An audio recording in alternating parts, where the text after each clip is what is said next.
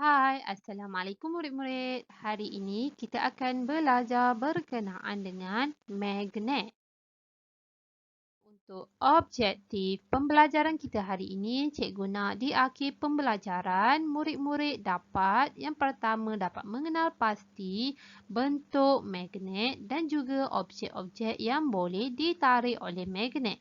Okey, yang kedua, cikgu nak murid-murid boleh buat kesimpulan tentang daya tarikan dan juga tolakan antara kutub-kutub magnet dan akhir sekali, cikgu nak murid-murid boleh memberikan contoh kegunaan magnet dalam kehidupan seharian. Okey, semua dah bersedia? Jom kita mulakan. Kita pergi kepada objektif pembelajaran kita yang pertama iaitu untuk mengenali bentuk-bentuk magnet. Okey, baiklah. Ini adalah beberapa contoh bentuk-bentuk magnet yang perlu diketahui oleh murid-murid. Okey, yang pertama kita ada magnet bar. Okey, yang kedua, ini adalah magnet silinder. Yang ketiga, ini adalah magnet ladam. Yang keempat, ini adalah magnet bentuk U. Yang kelima, yang bulat ni kita panggil dia sebagai magnet butang. Dan akhir sekali adalah magnet cincin. Baiklah, antara ciri-ciri magnet ialah ia boleh menarik objek. Jadi sekarang cikgu nak kita kenal pasti objek yang boleh ditarik oleh magnet dan juga objek yang tidak boleh ditarik oleh magnet. Okey, kita baca dialog yang terdapat pada halaman 65. Okey, tajuknya ialah hebatnya magnet. Sesetengah objek dapat ditarik oleh magnet. Mari kita cuba aktiviti di bawah. Okey, kita baca dialog antara pelajar-pelajar ini. Magnet ini dapat menarik paku. Pelajar lelaki pula menyatakan tapi magnet ini tidak dapat menarik pensel. Okey, pelajar seterusnya cakap, mari kita cuba dengan objek yang lain. Okey, jadi apa yang murid-murid perlu tahu ialah ada objek yang boleh ditarik oleh magnet dan ada juga objek yang tidak boleh ditarik oleh magnet. Biasanya magnet boleh menarik objek-objek yang diperbuat daripada besi.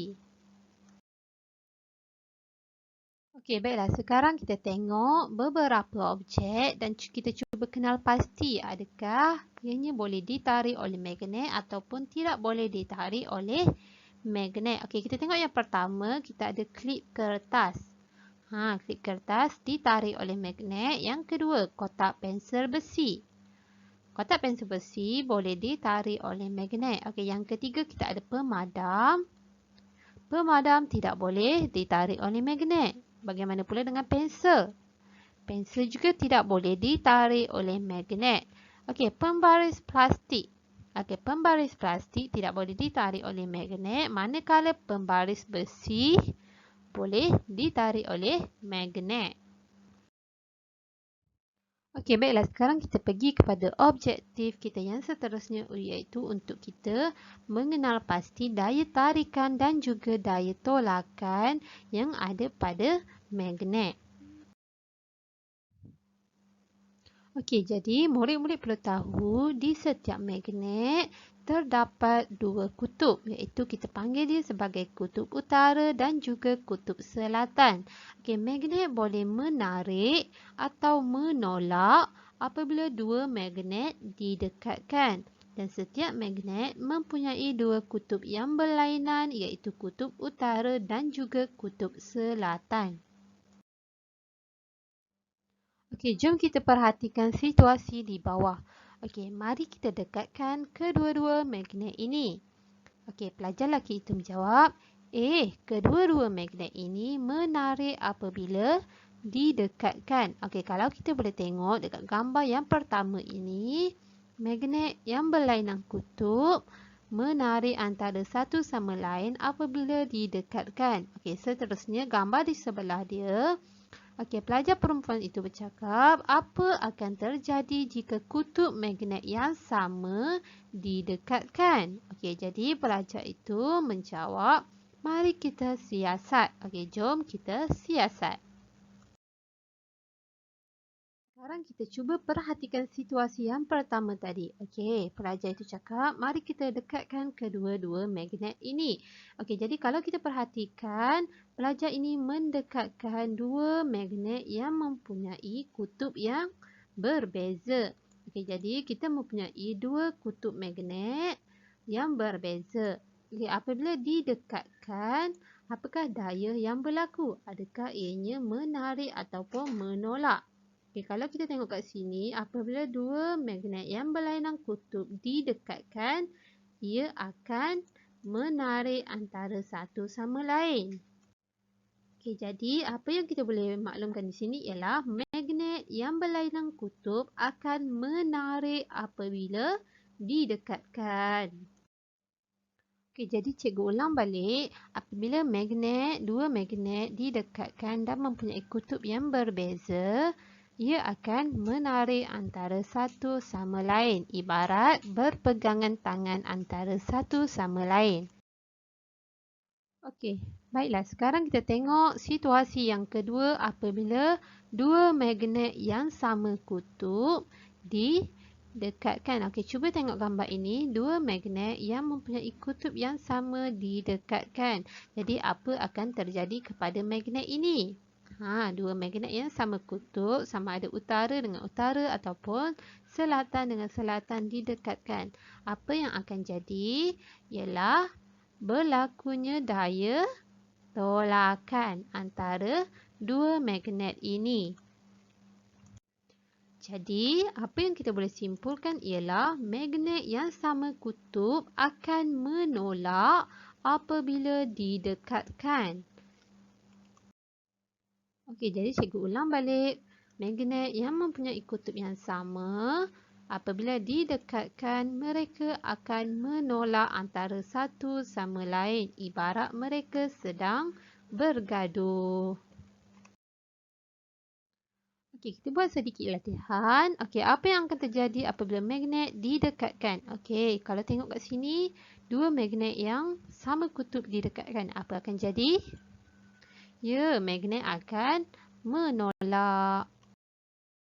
Okey, kita tengok contoh yang kedua. Kita ada dua magnet yang berlainan kutub didekatkan. Okey, apa akan jadi? Betul, magnet akan menarik antara satu sama lain. Okey, raja yang ketiga, kita ada dua magnet yang dilekatkan dan ia mempunyai kutub yang sama. Apa akan jadi? Magnet akan menolak antara satu sama lain. Cikgu akan pergi kepada objektif yang terakhir iaitu untuk belajar berkenaan dengan kegunaan magnet dalam kehidupan kita. Magnet sangat berguna kepada kehidupan kita. Okey, cuba tengok gambar yang pertama. Okey, kita ada permainan memancing.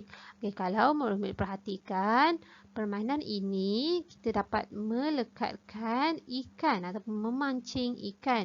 Okey, apa yang terjadi? Terdapat magnet di dalam mulut ikan yang menyebabkan ikan ini dapat ditarik dengan alat memancing. Okey, sekarang kita tengok contoh yang kedua. Okey, kita baca dialog ini, Mak. Bagaimanakah pintu peti sejuk boleh ditutup rapat? Pintu peti sejuk ada magnet, sayang. Okey, di setiap pintu peti sejuk terdapat magnet yang menyebabkan ia boleh ditutup rapat. Okey, cuba fikir. Sekiranya pintu peti sejuk tidak boleh ditutup rapat, apa yang terjadi kepada peti sejuk tersebut? Okey, kegunaan magnet yang seterusnya ialah pada tanda nama.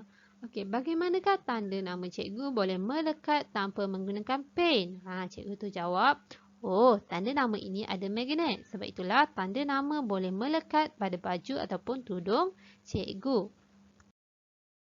Okey, kegunaan magnet yang seterusnya ialah pada kotak pensel bermagnet. Okey, bagaimanakah kotak pensel kamu boleh ditutup rapat?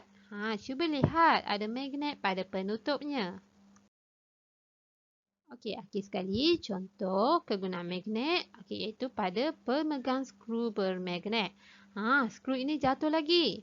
Okey, kawan dia cakap gunalah pemutar skru bermagnet ini. Magnetnya boleh memegang skru.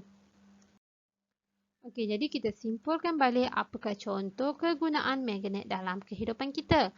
Okey, contohnya ialah pada peti sejuk, pada kotak pensel besi, pemegang skru bermagnet, tag nama dan juga papan catur. Okey, jadi sekarang adalah masa untuk murid-murid membuat sedikit latihan. Jadi untuk hari ini, cikgu nak murid-murid cuba siapkan dulu aktiviti pada halaman 41 dan juga 42. Jadi, sekian dulu daripada cikgu. InsyaAllah kita jumpa lagi. Bye. Assalamualaikum.